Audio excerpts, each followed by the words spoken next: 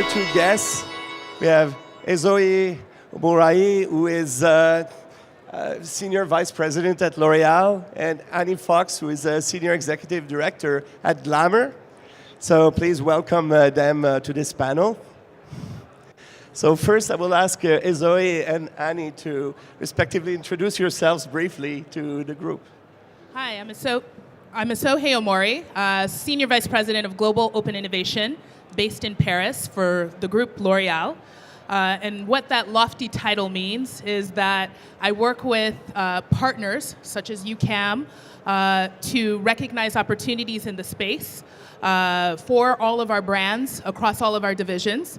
In addition, I'm looking at early stage startups that we can partner with across our brands and in the group.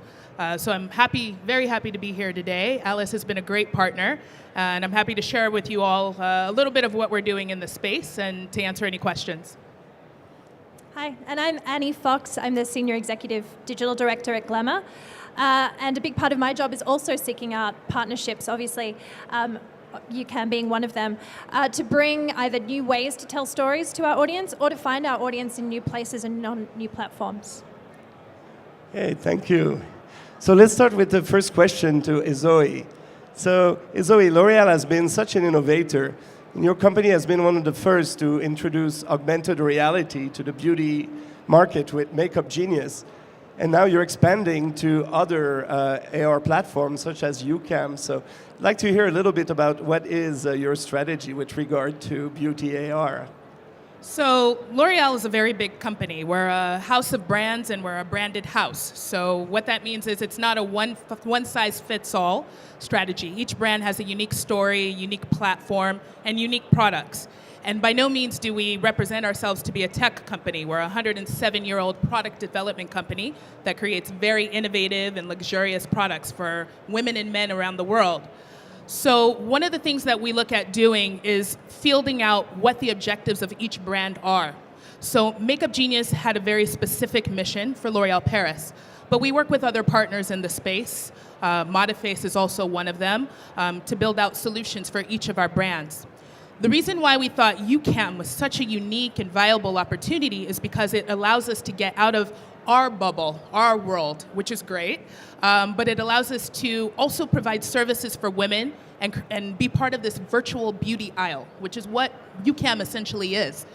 So the slide that Alice showed about the connected beauty journey for the woman, you know, the discoverability, the learn, how to create that look for yourself, the buy, and then the opportunity for her to share in her own social ecosystem, that's what really seized our appetite to collaborate with UCAM across all of our brands.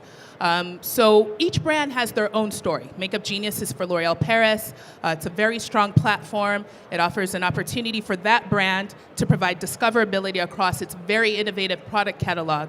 But what UCAM offers is a different mission for the group to, again, be a part of this virtual beauty ecosystem that's very important for the woman in terms of her comfort and her experimentation with beauty and makeup. Yeah, thank you. Good. And now let's continue with Annie. Video is becoming standard for communications. Mobile phones are now very powerful devices. So I'd be curious to hear from your perspective, what is the media doing to include augmented reality into its offering and increase engagement with the end users? Like I'm sure most people here, obviously the people listening, the media industry is so excited about VR and AR. I mean, obviously our jobs are to tell stories, and VR and AR allows us to do that in a way that is so much more immersive. Increasingly, consuming media is not about looking at pictures and reading text. And so any new technology, any new platform that is going to help us as journalists and reporters tell news stories in really immersive ways and deepen our relationship with our audience, we're obviously incredibly excited about. And that means two things. First of all, that means creating content for the new technology. So investing heavily in AR and VR, which we are doing, in really what we see as sort of two content themes, empathy and thrills. So looking at ways that we can really build connections between women from different places and different situations across America, and then also how we can bring them really exciting experiences like walking the red carpet at the Golden Globes or performing on stage with Gwen Stefani. And then the second aspect, obviously, is partnerships like the one we did with UCAM over New York Fashion Week. Obviously, for decades, we've been reporting on fashion trends from New York Fashion Week, but last year, we were able to bring in virtual real-time, almost real-time, the makeup and beauty looks from the runway to our audience and to our readers to try on, which was obviously a very exciting partnership for us. Yes, thank you. Okay, and now Alice, a question for you. In your slides, you referred to a study from Gartner saying that by 2020, there would be over 100 million consumers using augmented reality in their shopping experience. So what should the beauty industry do today to remain competitive in that environment? I personally think the estimate of Gartner Group is very conservative. For the huge growth every year, actually, the number, AR will become a purchasing journey, a very essential component of a purchasing journey for sure. Okay, thank you. Good. So now let's continue. Another question for Esohe. So you were a first mover in the AR beauty, as we mentioned. So what would you say to other companies that are still hesitant to embrace this kind of technology in their business? I think some level of hesitation is good. In this space, it's still evolving. I would say first have a strategy. And as part of that strategy, it's understanding who your consumer is, what you're looking to achieve, and how it will really be a relationship. Part of the beauty of events like CES is it creates the groundswell of where everyone's head's going to turn in the industry of what's next, what's great. And AR, VR is definitely that now. But the risk of that is that brands move very quickly, they create things, and it just contributes to noise. So what I would always recommend for brands is to be very decisive with your strategy, understand what the long-term goals are, especially with the medium like AR that has so much potential to be another door, a door for, again, discovering your brand, a door for engaging with your brand, and a door to possibly purchasing your brand.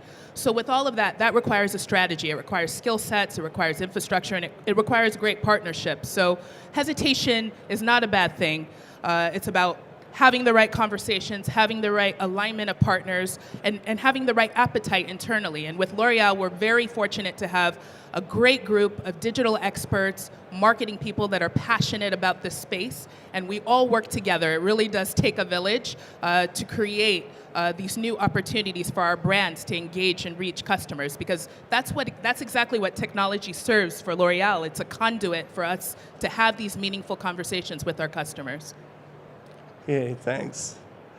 Okay, Annie, media channels are becoming very personalized, interactive. There's a lot of change there. So what kind of new innovation do you see in the media channels to address the needs and characteristics of the Millennials, Gen Z, and how is the media upgrading the strategy to address these new generations of consumers? I think one thing that we've certainly learned at Glamour is that while this sort of siren song of emerging platforms, particularly when it comes to the younger demographic, is so strong and everybody is so fixated with being as agile as possible and as swift to market as possible, is to really sort of take a moment and to really understand what it is that you want to do there, what you have to offer your audience. Is it aligned with your mission and your value prop? And then what is it that people on that platform really want, and are you the best people to give it? And so sort of, exactly as it was said earlier on the panel, taking a second, taking a beat to make sure you really have something genuine and authentic to offer people on that platform is incredibly important. One thing I will say about millennials and Gen Z, which we don't really talk about much, is that they are just as passionate about experiences in the real world as they are digitally. So in much the same way that UCAM wants to own the entire beauty journey, I think it's really important for us that while we are trying to be as agile as possible, that we are embracing new platforms when they make sense, we're also not turning our back on real experiences in the real world, but making partnerships that ultimately offer real world experiences as well, I think is really important. Yes, thank you.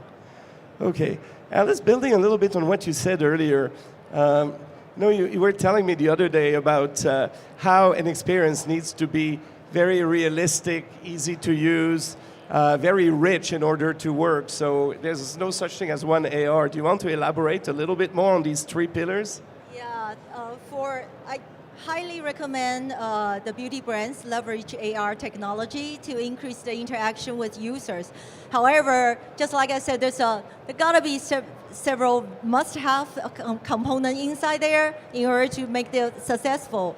And just like we discussed, I think the realistic is the most important thing. If the effect is not as real as in the real world, the user will not be satisfied and will not accept the product effects, and then that will hurt the brand's reputation. So realistic is the first important thing we focus when we engage with brand. Ease of use is another important thing, because AR is a complicated, powerful technology. But you have to make it as simple as just looking into the mirror or take a photo. That easy.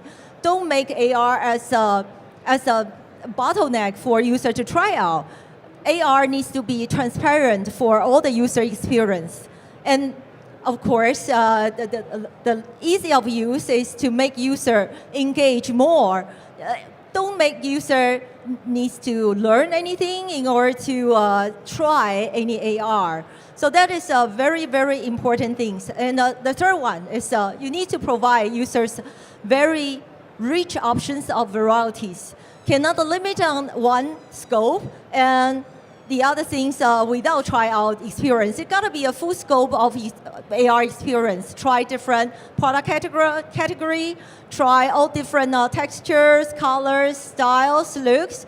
The more options we can provide to user will like the brands, will try the brands even more. Okay, thanks. Can I just build on that 1 second? Because I think everything you touched on is very important learning for us as a brand. The authenticity, the realness, and the variety. But I think one of the things that you guys do a really good job of as well is the fun aspect. It has to be fun. And makeup is a fun experience, right? It can be intimidating at first when you're trying something new, trying to get a new look, but there's an aspect of fun that you guys have managed to capture as part of that experience. And with anything that you're developing in AR, especially for makeup, a category that is the most digital and the most social, it has to capture that element of playfulness and fun. Realness, absolutely. The color, if it's that shade in the bottle, it needs to have that shade when you're trying it on. But there should be an element of fun. And fun can take on many different forms, from gamification to different filters. But I think what you've done a really fabulous job over the past couple of years, the 2 years that you've been around, is capturing that element of fun, which creates the viral effect and the shareability. Beauty and fun are the most important thing for Amen. every That's female true. to try the app. Yes. Yeah, thanks for that comment. Okay, so I would have one last question for the panel, and the same for all three of you. So starting with Esohe, where do you see the industry of AR and beauty technology advance 5 years from now? And is there anything you can share about L'Oreal's roadmap in that direction? L'Oreal's roadmap is a bit complex because we have, again, lots of different stakeholders. So I'm not at liberty to share our specific roadmap. But in terms of what we're focused on from an AR and VR perspective is how it will impact the shopping experience. How the customer, again, this is a brilliant slide that Alice put up in terms of brick and mobile. We talk about omni-channel, we talk about brick and mortar, and that's not going away. It's very important to us for our brands that a lot of them are distributed B2B to C. A lot of our brands are now going direct to consumer. So what does that experience look like for all of our brands? We're really looking for AR and VR strategies to help us define the complexity of the shopping experience and how we use that as a tool, again, a conduit to reach consumers, make sure the experience is seamless, they can try anything on, and then they can have it at their door when they want it. So how AR and VR impacts the shopping experience, how it impacts their ability to also share. So this aspect of what you guys have been able to achieve with live stream, with people being able to teach each other how to get this look, how to recreate the look from virtually anywhere in the world. Education is also a big part of our business. So empowering women, allowing them to try on the looks, as well as the shopping experience, are how we'll leverage AR, VR from now throughout the next 5 years. Okay, thank you. Okay. And oh, Richard, I wish I had the luxury of thinking 5 years ahead. But I live on the internet, so I think in like 5-minute increments. But I can tell you that, you know, in the immediate term, we've been using AR and VR to really build on our service content, obviously through partnerships like UCAM. I think in the sort of short term, we'll be using it to build out storytelling, similarly to like our feature content. I spoke about it earlier, empathy and thrills, and then also as a sort of another element to our live programming. So what we do in events, we'll obviously be embracing AR and VR for that. And then in the sort of longer term, I think building out real premium programming for VR and AR, and we've seen Condé Nast as a company do that through C&E and an original VR series called Invisible, and I'm so excited for Glamour to sort of start embracing that as well. That'll be certainly much sooner than the next 5 years, but that's as far as I can think. thank you. Okay, and Alice, where do you see beauty tech in 5 years? Wow, Richard, 5 years is very long, especially in the mobile age. But wow, when we look at AR, we have so much more room, bigger room to develop more, to enhance the beauty engagement for end user with brands. And my personal opinion, I saw the 3D AR engine is a very key in the next generation, and it literally will be impossible for you to tell the virtual with the reality makeup. 3D is the next generation, and it's to come very soon. And we will expand 3D into the makeup and 3D AR, beauty AR, and skin AR, and to the accessories, to the clothing. That's endless development. We are keep on pushing our R&D and working hard on that. And another thing I saw, the video communication is so popular right now. So we are looking forward to bring AR into recorded video, to live stream video, and also to a video conference. Can you imagine you wake up 7 o'clock in the morning, do a video meeting? You can look the best to your boss and without makeup. So you won't even know you're still in bed. There you go. Exactly. Right. We have the same idea. So that's all the things we can do. And I'm thinking AR will become a very essential piece of everybody's digital lives in 5 years. And AR will become your digital identification, just like you have an email address or you have a Facebook page in 5 years. Yes, thank you. Well, Annie, Esohe, thank you so much for joining us. Alice, thanks for sharing insights about the industry and the perfect cooperation where you're going. So everyone, thanks for joining us today. Please join your hands to thank our guests here.